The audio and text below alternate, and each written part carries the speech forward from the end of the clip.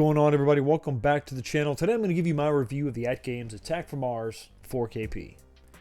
Finally this machine is in my arcade. It feels like one of those products I've been buying for about 2 years now. I mean, it's always been on the list, but there was always a reason to wait. And most of those reasons came directly from AtGames, as it turns out. So the rollout of this wasn't exactly cut and dry. Basically, the first machine that came out was skinned in an Addams Family skin, and that was a good-looking machine. And there were some deep discounts in the beginning, so there was a lot of FOMO to jump in and buy that first machine. Now, FOMO was something that has burned me in the past by some of these other home arcade companies. Yeah, I'm looking at you, Arcade One Up. So I decided to wait. I'm just going to wait and get exactly the machine that I wanted, because we knew we were told rumors of additional skins that were coming out, different skins, different looks. And sure enough, there were several different machines came out, basically all the same machine, just different skins. And they came with different toppers, so things that kind of made them stand out and unique from the other machines.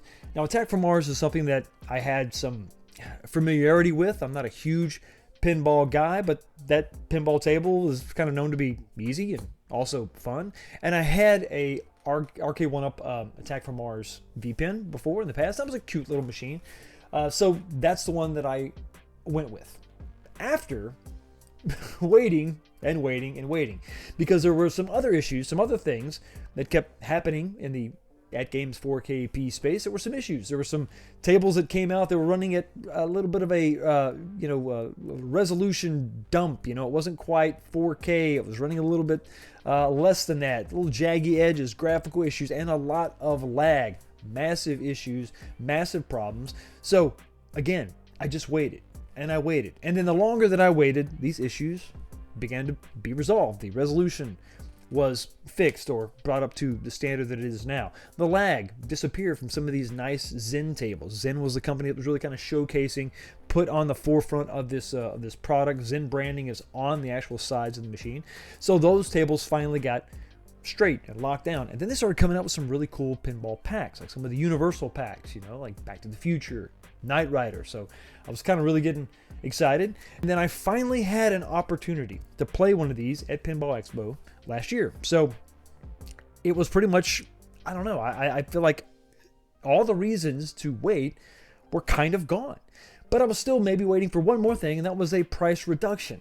And that did happen in the form of a stripped down version. So basically it's the same machine that didn't include a topper, only included the one game that is the marquee title. And OTG, which is a way to hook up your PC, was not going to be included with this game. It's something you were going to have to pay to unlock later.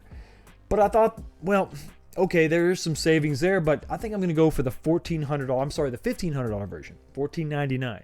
I went with that version. That included the topper, the 10 games, and then OTG was unlocked. Now, it's not something I'm going to be really excited about doing, and don't really even plan on doing in the future, but it's nice to know that if I want to, it's there.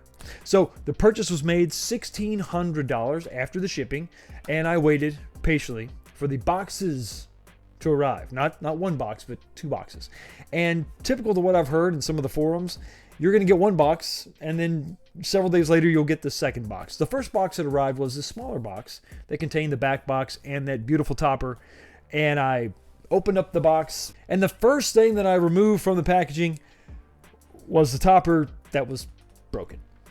Now, I'm not sure what your particular experience has been with AtGames as far as our customer service, but mine was pretty good. They were quick to respond and told me exactly what I needed to do, all the information I had to, give to them so that they could get a replacement ordered and shipped to me. So that really just required a lot of pictures of the actual machine itself and the data plate and the serial numbers and all that. And then it required me to take the shipping label that they gave to me and actually send my original topper back, get that to FedEx. And once it was shown that FedEx had it in their system, then they sent me a new topper.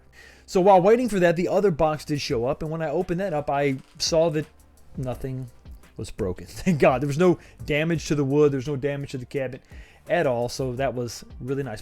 So I continued on with the assembly of the base and the back box, and because I actually had some experience at Pinball Expo putting one of these together, me and Michael B actually helped out in the AtGames booth to assemble a Addams Family machine that they had in a box that they wanted to put out on display. And the process was just as smooth as it was then. And everything is nicely labeled. All the connectors are, that you can't really mess these up. They're pinned specifically for the other connector that they have to pin into. So there's no like, oh, you're going to get the wrong one connected. That's really not an issue. Goes together pretty solid. There are a few issues that I really have, and it's really just aesthetic, at least as far as this machine goes. Because while the legs and the trim are all blacked out and it's a nice little anodized finish, that's all fine. I wanted this machine to stand out. I didn't want it to just look like another 4KP, but I didn't want to go insane. I didn't want to go crazy. I didn't want to veer too off the pinball path. So I decided to look into the history of Attack from Mars and see what variants may have been out there. And sure enough, I found that there is an LE version, a limited edition version of the Attack from Mars that has green trim, lime green trim. So I'm like, okay, let's go ahead and do that. So I went to my local powder coater and dropped off the parts to get powder coated in that beautiful lime green. I'm here at the powder coater, and you never really know who's into slot machines and game machines, or really what you're going to find until you stop and take a second and talk to somebody. I kind of got in good with him, and he said, why don't you go upstairs in the office and check out what I got? Let's see what he's got. Just incredible. Some of these old dispensing machines. I mean, the chick like gum dispenser. Wow. This is so cool. These old cash registers. And then of course, old neon signs. I can't even tell you how much that stuff's probably worth. That is awesome. Old mechanical slot machines. Wow. Check that out. That is really cool. Before electronics, when everything was just pure mechanical. So while I was waiting for those parts to be powder coated, I thought I'd go ahead and fire up the game and test the I/O and get a few games in, kind of get a preview for what it's going to be like having this in my arcade. And when I did that, I ran into a pretty big problem, and that's the directional pad. Something that's known to fail on these machines. Well, mine was no exception. I had a problem with the down and left directions not working. I only had up and right, which isn't a horrible thing until you realize that you have to scroll down to acknowledge everything AtGames wants you to acknowledge before you can advance to the next menu. So that was an issue. Also, the home button wasn't working. Now, I was able to sort of resolve the home button, and I think it was the left nudge button or the left flipper button. I was able to kind of figure that out by just opening up the machine, wiggling some of the wires, pressing them, unplugging them, and replugging them into the encoder.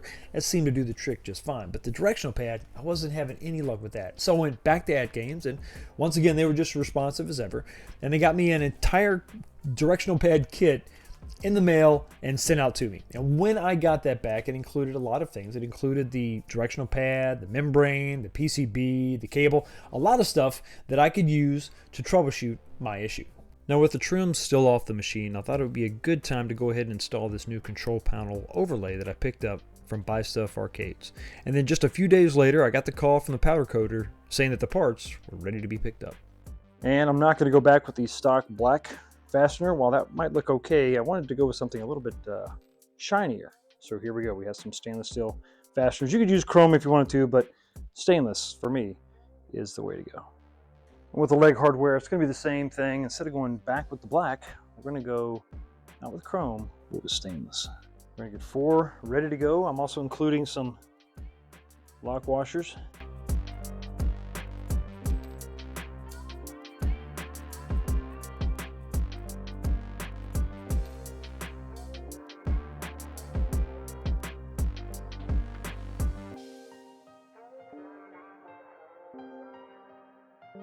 And remember, stainless steel is notorious for galling. So you don't want to run this in with a tool unless you use anti-seize. And that, wow, that looks really good. So after waiting a couple weeks, a new topper, a second topper, has finally arrived. Not without its own blemishes though. Check it out, a little something right there. Hopefully everything's fine. Looks like the packaging for the standalone topper is actually better than when you buy the whole thing assembled.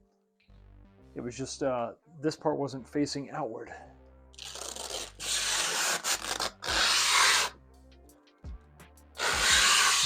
Okay, moment of truth.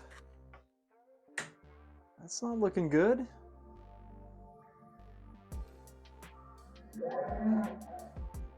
It's not looking good. Wait a minute. Wait, there's a switch. Hold on. So we have dim, and we have maximum. Hey! Looks good. And the last modification I wanted to do to this pinball machine was once again just something aesthetic, something visual, something that really could add a lot of pop to this machine, and it was different speaker grill rings. Now I started off with these green ones that I painted, but they didn't quite match the powder coat. So I thought, what about chrome? Chrome is always good. But then red is kind of something that I really just think I'm going to settle on, but I really don't know. Kind of torn between the chrome and the red, maybe even the green. I don't know. Okay, so at the end of the day, what do I think about the AtGames 4KP? Well, for $1,600, this is not a cheap device. I'm not going to sit here and try to tell you that it is. But for what I want this to be, which is just a standalone VPN that has access to a catalog of games, new games coming out all the time, I'm happy with my purchase. Now, it's not a great deal at $1,600, but I think it's a fair deal.